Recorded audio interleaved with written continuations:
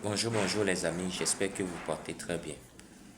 Aujourd'hui, je vais parler de la grippe aviaire qui sévit dans la région maritime, qui fait beaucoup de dégâts. Quand on parle de la grippe aviaire, personne ne maîtrise. Personne ne maîtrise la grippe aviaire. Donc, qu'est-ce qu'il faut faire? Il faut mettre l'accent sur le côté biosanitaire.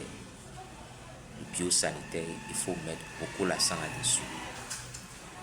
Je commence d'abord par limiter l'accès des visites sur vos fermes. Il faut limiter l'accès des visites sur la ferme.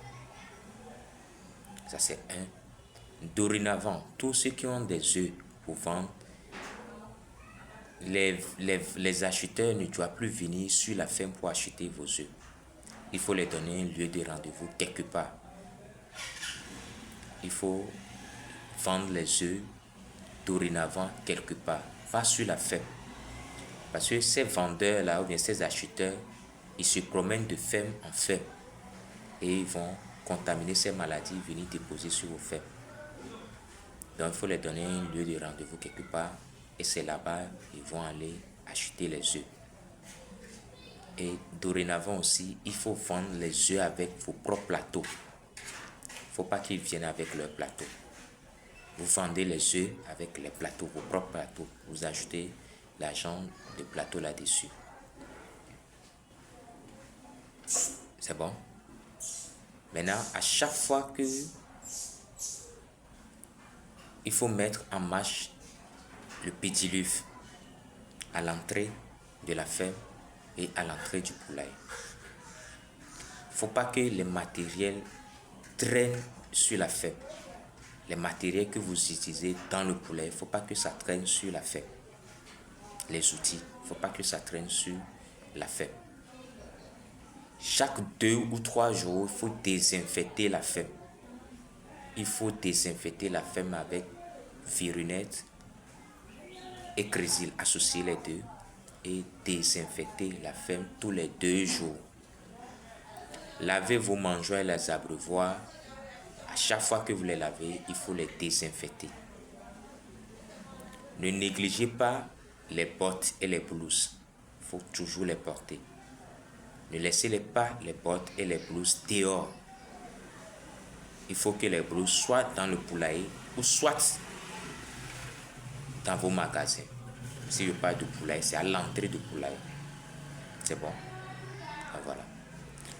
Et je vous conseille le plus de choisir quelqu'un pour aller payer vos aliments à la provenderie et à la pharmacie. Il paye, il vient déposer devant la ferme. Vous venez, vous prenez, vous faites rentrer. Évitez que l'ouvrier de la ferme aille à la provenderie ou bien à la pharmacie vétérinaire pour payer les trucs. Il faut éviter cela.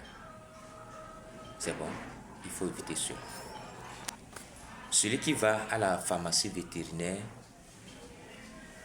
et à la provenderie, il faut que ce dernier parte avec vos propres sacs d'aliments. N'allez pas ramasser les sacs d'aliments à la provenderie, de n'importe quelle ferme à la provenderie pour mettre l'aliment dedans. Allez toujours à la provenderie avec vos propres sacs. Vos propres sacs. Donc c'est ce que je peux... Voilà les conseils qu'il faut mettre en marche. Donc voilà. Et c'est ce que j'aimerais partager avec vous pour éviter la grippe aviaire sur vos fermes.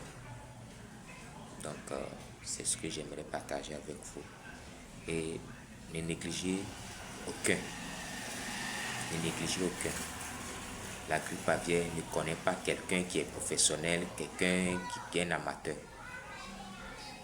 Tu es dedans, ça fait 10 ans, 15 ans, 20 ans, la grippe aviaire peut détruire ta ferme. Donc soyez prudents. Ne jouez pas aux connaisseurs, ne jouez pas aux grands. Ceux qui se jouent aux grands connaisseurs, aux grands professionnels, vous serez surpris. Vous serez surpris. Donc c'est le petit partage là que j'aimerais partager, que j'aimerais donner avec vous, mes abonnés, mes étudiants. Soyez très vigilants. Soyez très vigilants.